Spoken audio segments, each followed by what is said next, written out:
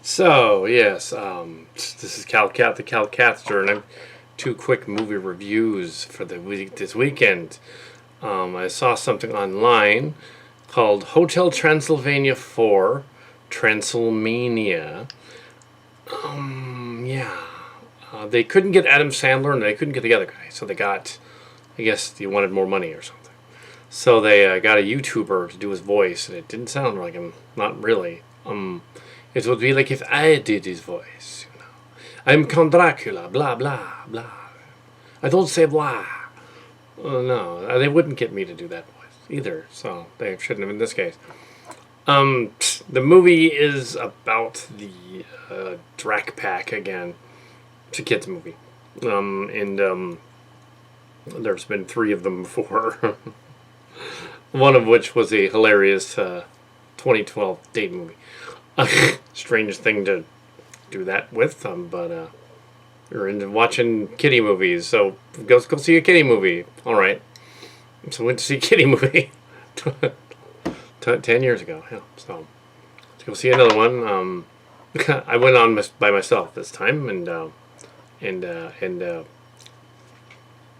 yeah, I watched it on the screen actually at home. Yeah, and it was all right. For some reason, the old guy Van Helsing from the cruise ship one is alive, and he's down in the basement. And Dracula has married the lady Erica from the end of the third one. And yeah, and he sounds younger than Adam Sandler, which doesn't really work, or the kid, or the guy, the human. They're throwing it to 125th anniversary of Hotel Transylvania, hence the title from the first one. But Dracula doesn't want to admit that. Doesn't want to after receiving bizarre signals from the human that's married to his daughter Mavis. It's sort of a stepdad stepson comedy, which is about half of it turns into. They go on a quest. Which has already been done too. I think Sandler did one. It's probably read the script. He's like, I already did this. Oh, I'm gonna do that again. In animation form. Yeah. So he goes on he doesn't want to give up the hotel because everybody overhears him talking about wanting to retire. And Mavis overhears it with her bat ear powers, I guess, and the other guy hears it, and the other guy spills the beans, and then the Drac guy lies and tells him, actually, there's a clause that says you have to be a monster to run the hotel. So he runs down into the basement, which is completely illogical. It is a cartoon, though. It gets Van Helsing to get a monster-changing ray that he's got down there to zap him into a monster, and he starts to turn into a dragon. He zaps a hamster first, who starts to turn into an evil Tribble. That's funny, but evil Tribble with fangs. Yeah, he turns into the Tribble Queen. But yeah, so that was fun. But that part, we had moments. They had the evil blimp from the other one. Monster catching blimp. There were some gags in it. For some reason, they got Fran Drescher and Steve Buscemi to come back, and somehow the transformation ray is used to zap the punch bowl at one point, of which some of them drink it, and some of them turn back into humans. Mavis doesn't drink it. But some of them turn back into humanoids. So we got the mummy turning back into a little pharaoh guy. We got the invisible man turning to a naked blonde dude.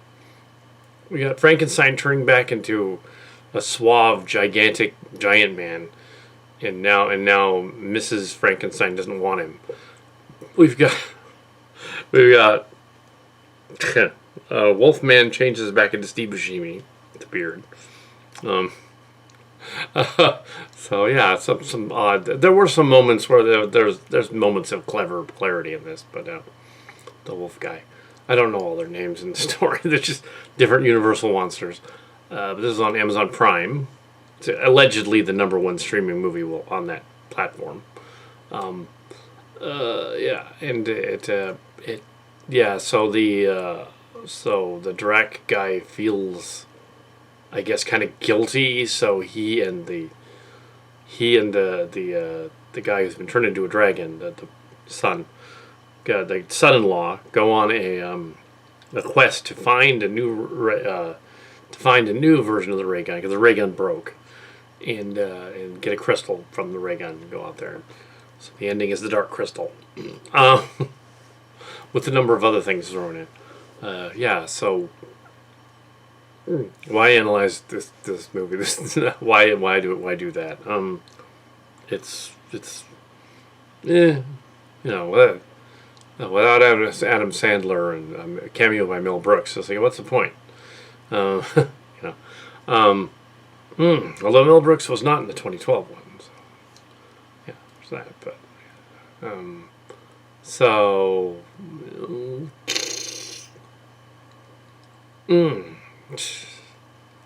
So did that girl from 10 years ago, did she like the sequels? She didn't care for the second one, and she didn't see the third one, I don't think. So, anyway, but yeah, I don't think she saw the third. But yeah, let's, yeah. That was 10 years ago. Anyway, so we have a ooh, it's funny. Yeah. Anyway, so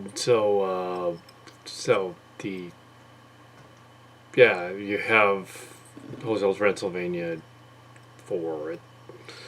There's a lot of dragon gags and things chasing around, and they go on a rickety plane, and they go to an airport. Nobody notices him that he's a dragon. The other goofy stuff like that. They go out into the jungle and roast marshmallows, and there's supposed to be this deep moment about roasting marshmallows or something. It doesn't quite work.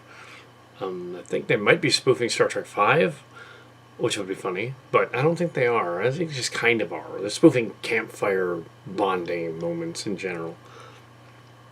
There's something missing with that, having Sandler in it. And not that Adam Sandler's all that great, but this is his kind of wheelhouse. It's it's a kind of movie where it needs him in it. It just does. Yeah. Yeah.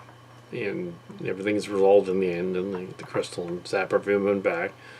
Yeah, and they're on their way back, and the monster hamster has destroyed the hotel, but they rebuild it, and as they're rebuilding it, they cut to a weird sort of final scene of them walking into the room. Now that he's decided to, there was this emotional scene where they were, emotional setup. Wasn't emotional. Setup scene in this where he has to admit that he lied. Well, the dragon guy's about to throttle him, so he kind of had to. But yeah, Drac get turned into a human, but apparently he's indestructible anyway. So yeah, but they turn him back, and all is well in the end, because it's a cartoon, because they're not going to get that dark with your Universal monsters. Anyway, so that is the review of that one, and then go on to the next one.